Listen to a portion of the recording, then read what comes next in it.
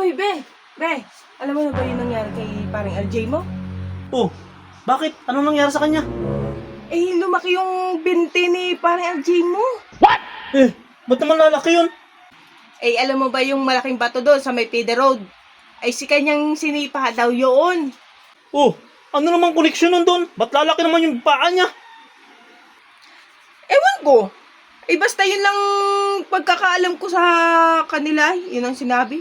Sinipa daw yung malaking bato doon sa may Pede Road. Baka may bantay. Kaya lumaki. Ha? May bantay? Lumaki. Ay, alam ko na. Ano kaya kung ihiang ko yun? Para lumaki yung sundalo ko. Ay, tama. Ihiang ko. Lalaki ang aking sundalo ngayon.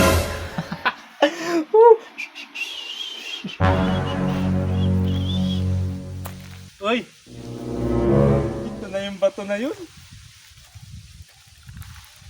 Tama. Ito na nga yun. Ihihiang ko na. Yes, siya. No, no, no, no.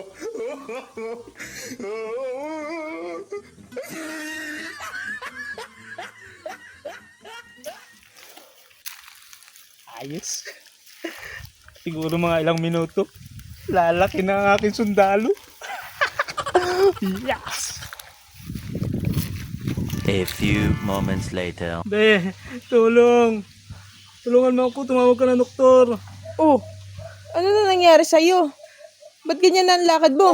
Eh, hirap ilakad eh. Oy, ano na ba ginawa mo?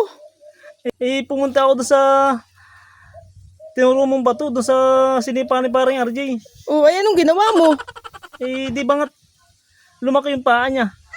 Oh, tapos? Eh, di inihiyang ko. What the hell, boy? Ah, ay ba't mo inihian? Eh, siyempre, para lumaki. Oh, Ay, sus! iba nga yung lumaki. Ang sakit, ang hirap ilakad. Ay, alam mo naman, lumaki na din yung binti ni parang RJ mo.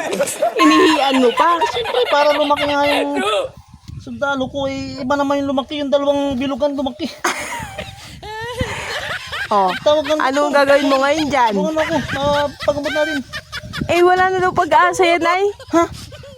Oo.